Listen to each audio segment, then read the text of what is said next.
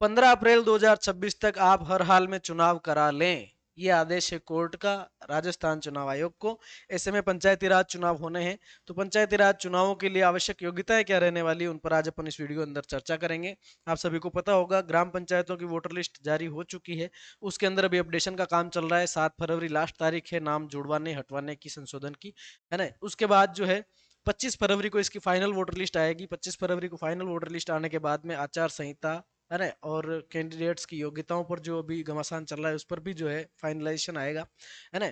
तो मार्च लास्ट या April first में चुनाव होने की आवश्यक संभावना है मतदान की। तो इस संबंध में अगर अपन चुनाव पंचायती राज चुनाव के लिए आवश्यक योग्यताएं देखें, एक सामान्य योग्यताएं सरपंच के लिहाज से अगर अपन देखें तो योग्यताएं क्या है, तो पहली आती है नागरिकता। उम्मीदवार भारत का नागरिक होना चाहिए। ये योग्यताओं की जो लिस्ट है साथियों, 8-10 योग्यताएं इसके अंदर हैं, उन सारी पर अपन चर्चा करेंगे। अगर आप चैनल पर नए हैं तो सब्सक्राइब करें, बेल आइकन पर प्रेस करें, है ना। शुरू करते हैं आज की बात को। तो इंडियन सिटीजनशिप उस कैंडिडेट के पास होनी चाहिए, पहली योग्यता है। दूसरी, एज, नामांकन की तिथि तक न्यूनतम आयु 21 वर्ष होनी चाहिए। बहुत सारे साथियों को कंफ्यूजन हो सकता है कि यार 18 साल का व्यक्ति चुनाव के अंदर मतदान कर सकता है, तो 18 साल वाला चुनाव भी लड़ सकता है क्या? तो नहीं, चुनाव लड़ने की जो न्यूनतम उम्र है वो 21 वर्ष है, ठीक है, फिलहाल के नियमों के अनुसार।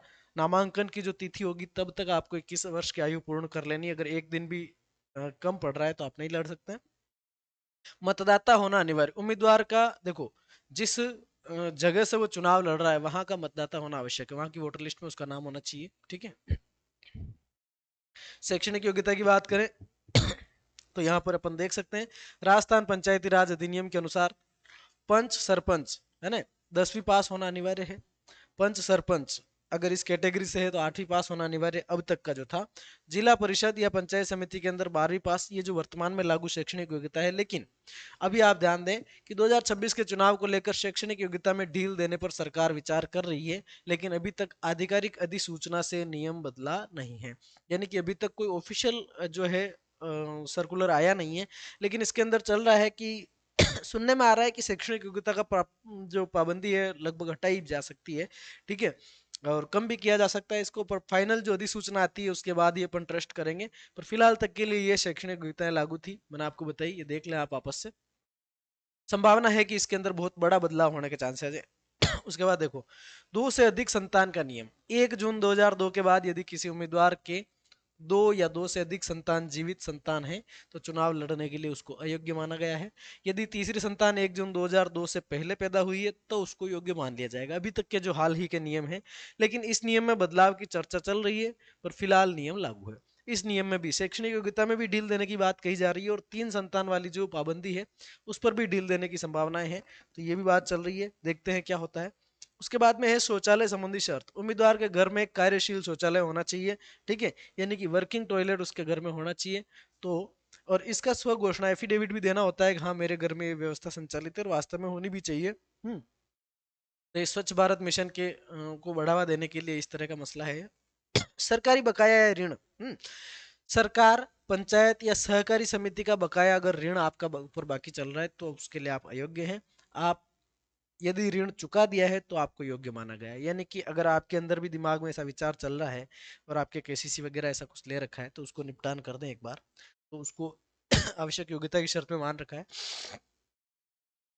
आपराधिक योग्यता, मोरल टर्पिट्यूड जो है यानी कि नैतिक अधमता है, ऐसे अपराध में सजा अगर हो रखी है तो अयोग्य माना जाएगा, और केवल केस चल रहा है सजा नहीं हुई तो हलफनामा देना अनिवार्य होगा, ठीक है। ये आपको ध्यान में रखना है। कोई आपराधिक मतलब क्रिमिनल केस वगैरह चल रहा है तो हलफनामा देना होगा, और क्रिमिनल केस में अगर सजा मिल गई है तो आप अयोग्य आपको किया गया है। सरकारी नौकरी, केंद्र सरकार, राज्य सरकार या स्थानीय निकाय का सेवारत कर्मचारी है, चुनाव वो नहीं लड़ सकता है, ठीक है। अगर आपके मैं तो सरकारी कर्मचारी हूँ फिर भी मैं तो चुनाव लड़ूं, देन आपको पहले इस्तीफा देना होगा, उसके बाद आप चुनाव लड़ सकते हैं। इस्तीफा स्वीकार हो चुका है आपका तो आप योग्य हैं। दिवालिया या मानसिक स्थिति, न्यायालय द्वारा दिवालिया घोषित कर रखा है किसी को। दिवालिया का मतलब समझते हो? दिवालिया, दिवालिया क्या होता है? सरकार कह दिया कि दिवालिया, कोर्ट ने कह दिया कि दिवालिया। दिवालिया एक ऐसी कंडीशन होती है जो अगर कोर्ट ने किसी को दिवालिया घोषित कर दिया, आप फिर उसमें से कितने रुपए मांगते हो, आप अगर उसके उगाई भी कर लोगे ना मेरे पैसे दे वापस, तो आपके ऊपर उल्टा केस हो जाएगा। दिवालिया व्यक्ति घोषित नहीं होना चाहिए।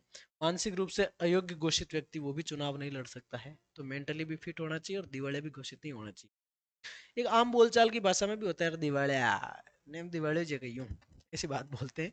जरूरी दस्तावेज नामांकन के समय वोटर आईडी चाहिए आपकी, आयु का प्रमाण पत्र चाहिए। आयु के प्रमाण के रूप में आप अपनी कोई मार्कशीट दे सकते हैं, मूल निवास मतलब जाति वगैरह ये सपोर्ट के लिए लगा सकते हैं, आधार कार्ड वगैरह है, जन्म प्रमाण पत्र है, शैक्षणिक प्रमाण पत्र है, शपथ पत्र एफिडेविट आपको देना होता है, जाति प्रमाण पत्र यदि लागू हो, अगर रिजर्व सीट है उस पर रिजर्व कैंडिडेट चुनाव लड़ रहा है उसको अपनी जाति का प्रमाण पत्र भी देना होगा, और शौचालय की घोषणा जो वो भी आपको देनी होगी। तो ये सारी जो है इसकी योग्यताएं थी। ठीक है, तो इनको हमने देखा।